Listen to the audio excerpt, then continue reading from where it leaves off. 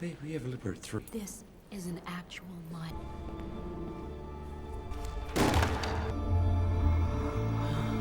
Is. Dialogue with the Anima. Let's first examine the mode of presentation of this scene. The technique employed in this film is the mirror technique. This technique is precisely the language of dreams and encompasses two layers of the unconscious. That is, two identical scenes are narrated once in the language of personal unconscious and once in the language of the collective unconscious. This is exactly what Carl Jung calls, in his interpretation of dreams, the dual association of the symbol. Every symbol or event simultaneously contains two layers. First level, personal level, related to the individual's own complexes, memories, fears, or fantasies. Second level, collective archetypal. The same symbol expresses an archetype or a universal experience. Application to the fountain. The following sequences from the film can be read on two levels. Entering the museum. Personal layer. Tommy flees from reality and pursues Izzi. Collective layer. The hero's journey into the temple. He stands on the threshold of an encounter with myth. The story of the first father. Personal layer. Tommy's fear of Izzi's death. Collective layer. The archetype of sacrificial father and the birth of the tree of life. Light on Izzi's face. Personal layer, Izzi slipping away. Collective layer, elimination of the anima and union with the self in Tommy's psyche. Tommy leaving the room. Personal layer is denial. Collective layer is the inability of the ego to grasp the message of the collective unconscious. What happens in dreams? For instance, in one of Jung's patient dreams, a person may dream of quarreling with his father in his childhood home. But then, suddenly, the scene shifts and he finds himself on Mount Olympus, conversing with Zeus.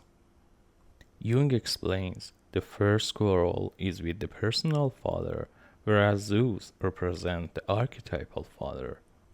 The dream, through this symbolic language, urges the dreamer to understand father not merely in familial terms, but in existential dimension. Return to the fountain. The same structure appears in the film. At the outset, Tommy is only confronted with the fear of Izzi's death, but in moving beyond this layer, he encounters the myth of the first father and Xibalba. In other words, the language of his dream has been translated into archetypal language. Conclusion. The film employs the structure of dreams in order to build a bridge between personal and collective unconscious. All mirrored scenes, temporal leaps, and presence of three versions of Tommy serve a single purpose: to depict the process of individuation from personal trauma to integration with the collective unconscious and ultimately to union with the self. These constitute one of the richest and most multi-layered moments in the film, when Izzi, in the museum and beside the Mayan reliefs, narrate to Tommy the myth of the first father. He is the first human being, but not merely in the scene of the originator of life, rather as a transformer of existence through his own sacrifice. In this narrative, the first father sacrifices himself. His body becomes the roots of the tree of life. His branch forms the sky, and his head becomes a star in the cosmos. This image represents not only physical death, but death as a creative act and a spiritual transfiguration. A comparison of this figure with the Judeo-Christian narrative of Adam reveals a fundamental distinction. In Genesis, Adam is expelled from the tree of life so as not to attain immortality. God, fearing that Adam might also eat the second fruit and live forever, casts him out of Eden. Adam, in this context, is not an active agent, but a being who is deprived of immortality, rather than one who generates it from within himself. From a Jungian perspective, the Mayan first father represents the human who has passed through death and embarrassed it in order to attain wholeness, whereas Adam remains in the stage of denial and fall, that is, at the beginning of the path of individuation. From this vantage point, one may argue that the image of the first father in Mayan mythology is a more mature and developed version of the primordial human. A human who not only is not served from the tree of life, but becomes one with it. The film with great subtlety juxtaposes these two figures, one exiled and cast out, the other mortal yet dissolved into being. This duality itself constitutes one of the archetypal symbols of the search for the meaning of death and immortality within the individual psyche and the collective unconscious. The moment of Tommy's entry into the museum mirrors the soldier's entry into the pyramid. They appear almost identical.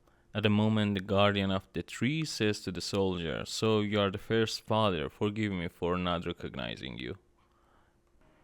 The following are the dialogues beside a Mayan relief. His body became the tree's roots. They spread and formed the earth. His soul became the branches rising up, forming the sky. All that remained was first father's head. His children hung it in the heavens, creating Xibalba. Immediately after Tommy's final line, which signals his reluctance to hear more about death and his withdrawal from the scene, a beam of light from the museum's ceiling window shines on Izzi's face. As we later hear from Izzi herself, at the moment the light falls on her and she's fainting, she experiences no fear of this whatsoever.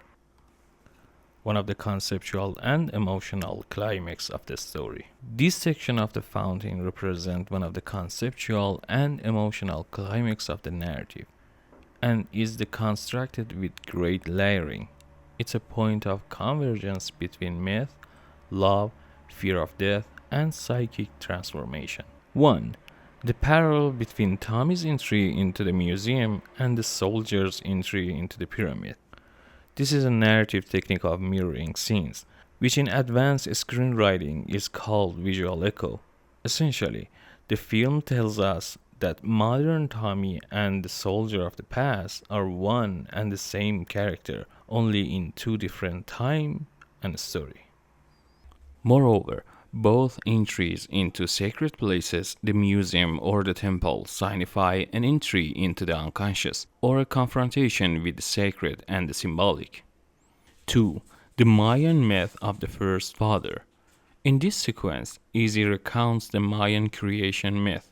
The key points are: the first father equals the first human, the first agent of sacrifice. He sacrificed himself so that the world may be created. From his body groweth the tree of life, its roots from the earth, its branches from the sky. His head is suspended in the heaven, forming the star, Xibalba. Thus, his death becomes the birth of existence, precisely the same idea that pervades the entire film, death as the beginning of another creation. 3. The light shining on Izzi's face. In myth and mysticism, light from above is often a symbol of theophany, or spiritual awakening. The light shines on Izzi's face at the moment when Tommy awaits discussion of death. This signifies that where reason withdraws, acceptance begins. This scene foreshadows the moment when the Anima attains full understanding of death. Unlike Tommy, Izzi achieved illumination not through analysis, but through immediate acceptance of being. Here it can truly be said, Izzi is Tommy's completed Anima. 4. Psychoanalytic analysis. The first father in Freud, Jung, and Lacan theory. Freud. In Totem and Taboo, the primal father is figure of primary control against whom the children revolt.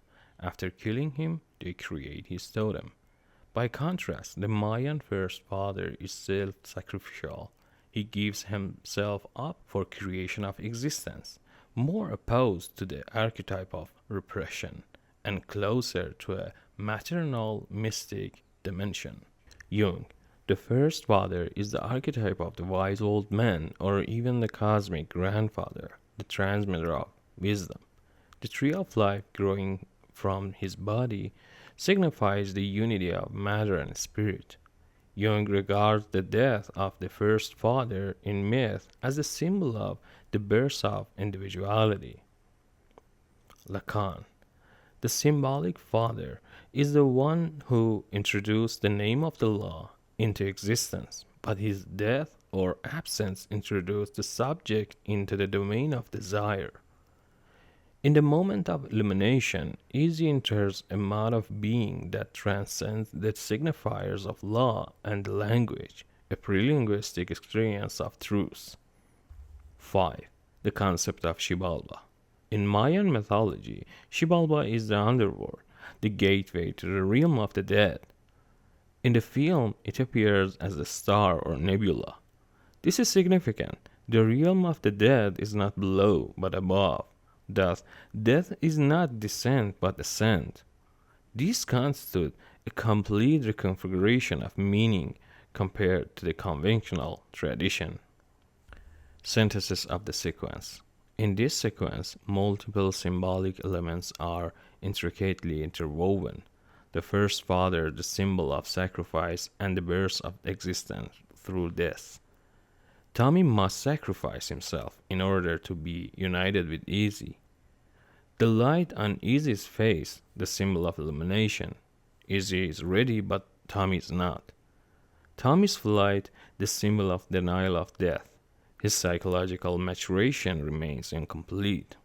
Xibalba, the symbol of a spiritual, not physical destination. Tommy's reunion with the Anima and with life through conscious death.